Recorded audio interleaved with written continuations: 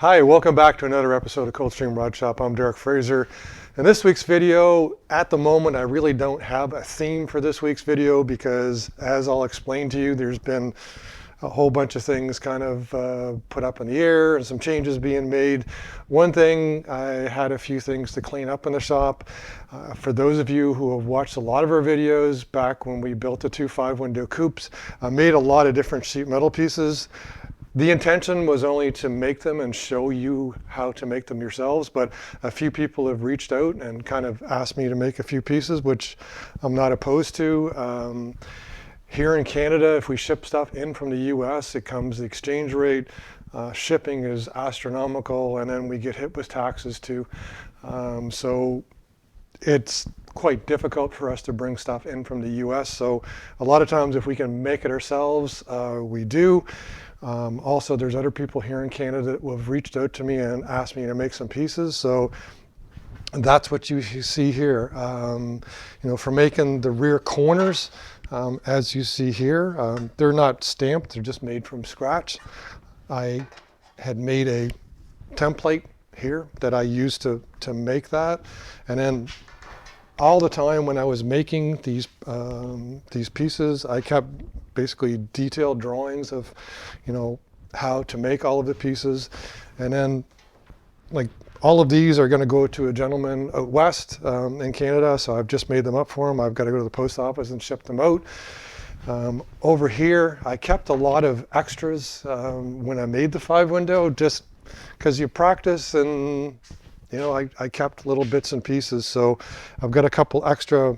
This one here is a tail pan for a Roadster and some pieces potentially that we're going to use on a 32 Roadster over there. So when I was working on those, I made some of this stuff up intentionally because I knew that there was more work coming in. And I've got more bits and pieces over there for 5 windows as well. So what's going on right now? Sorry, camera lady, I got to walk back over to the 40 Plymouth here.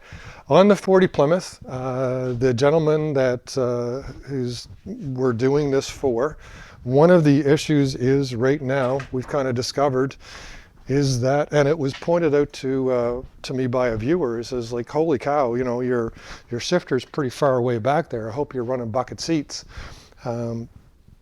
I didn't choose this transmission. We didn't know that the shifter was going to be too far back, but the gentleman that's going to be, who's building this, or we're helping him build the 40 Plymouth, he's going to be using a bench seat. So right now we've concluded that that shifter is too far back and it's going to be in the middle of the seat. So we're on the hunt right now for a T5 transmission out of an S10, which the shifter is further forward.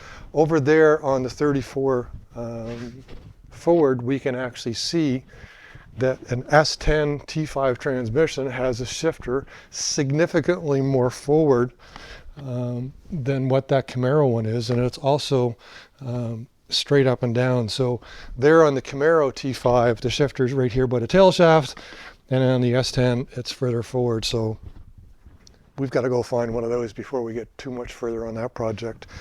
Then here on the Y block and the 34 forward, we're still kind of where we left off in the last video, and I'm grateful for everybody's suggestions, all the different things that people have suggested. We're actually considering.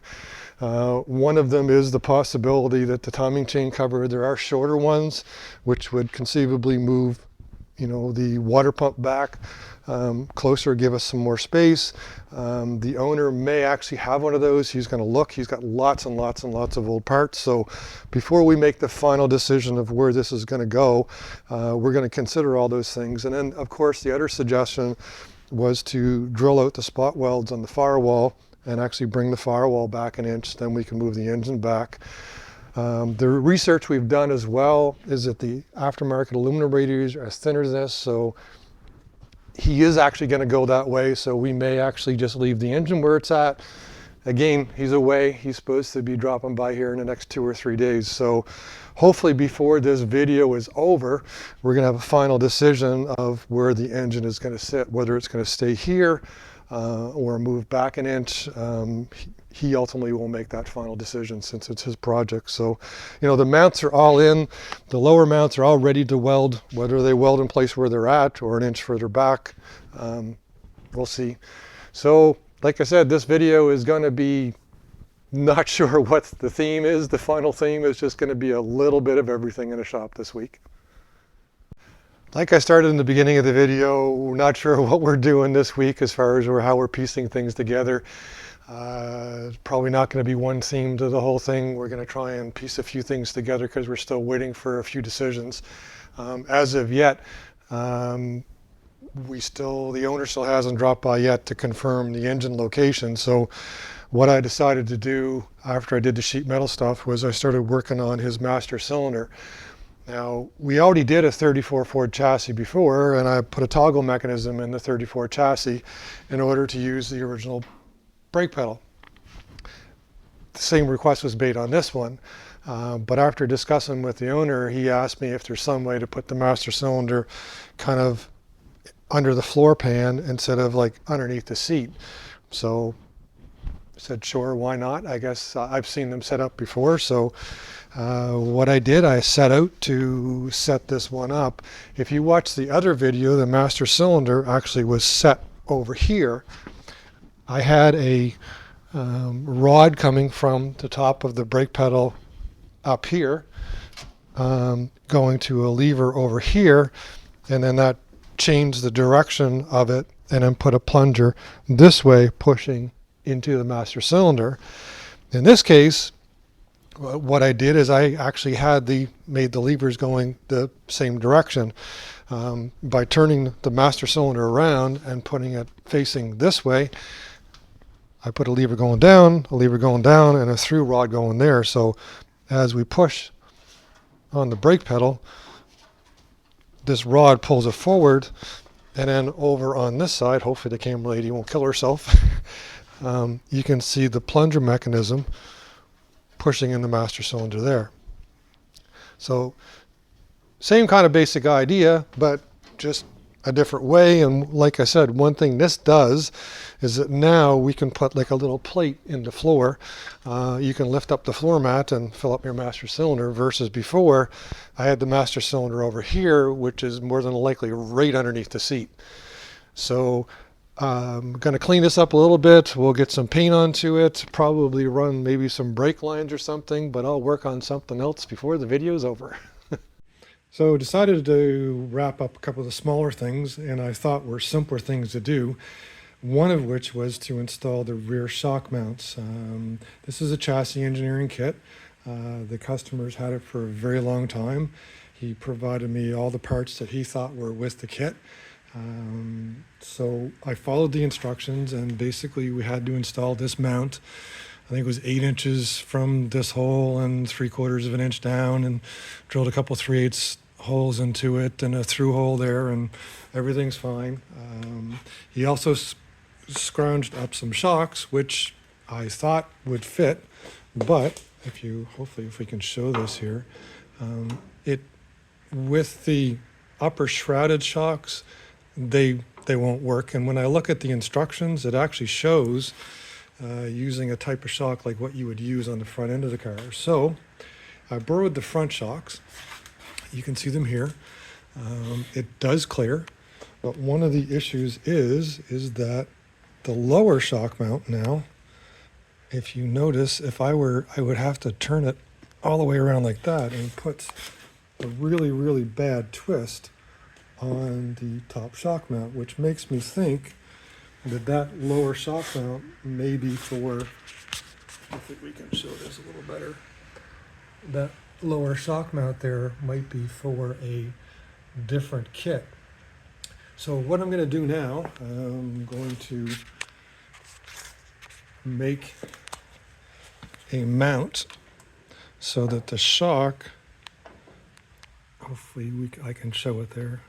I'm going to make a mount so the lower shock mount can mount in this position, and then we can use the upper shock mount there. So hopefully you can see that. I'm going to get some 1/2 inch, of course not 1/2 inch, but some 1/4 inch plate steel, and right there, going to make it come across so I can bolt it in this position so that the shock isn't twisted. So follow along and we'll solve another problem. So I took the lower shock mount off of the passenger side and I've got it over here on the table. I welded a new piece of 1/4 inch plate onto the side. Got a little bit of, make sure I got some nice heavy welds onto it, and it's reinforced on the other side. So this should do the trick now. I'm going to put a coat of paint onto it and then hook it back up to the spring over there. And then I've got a piece of plate cut up so that I can do the same thing on the other side. So going to carry on with this. I think this is going to solve our problem, and we'll see here in a few minutes. So here's the first lower shock mount in place. You can see everything's bolted in there. And if we come across the top, we can see that it's not twisted like it was if I would have used the shock mount the way that it was. So like I said, it kind of, that lower shock mount, I'm very suspicious it may have accidentally come from another kit. And the owner kind of had said, you know, he pulled together a bunch of parts, so something might have get mixed up. I mean, this is kind of hot rodding. You kind of have to find your problems, solve the problems, and make sure everything is kind of lined up properly. I've got a 5/8 bolt there on the bottom, which is the size of the hole on the bottom of the shock. And then over here, I've got the second mount ready to go in. I'm just going to bolt that in place here in a few minutes and put that second shock in place, and then hopefully we'll wrap this up here shortly. So I got both of the lower shock mounts in right now. I'm quite happy with the way they're set up. I did talk to the customer and he says, yes, it's more than a probability that those lower shock mounts came from another kit. So wasn't crazy, but like I said, you know, part of hot rodding is adapting parts to, you know, a car. Things are not going to fit, so don't get frustrated. Just there's always a solution. So in this case, our solution was to basically move the lower shock mount. So got both of those in, like I said, spent a lot more time on that than I expected.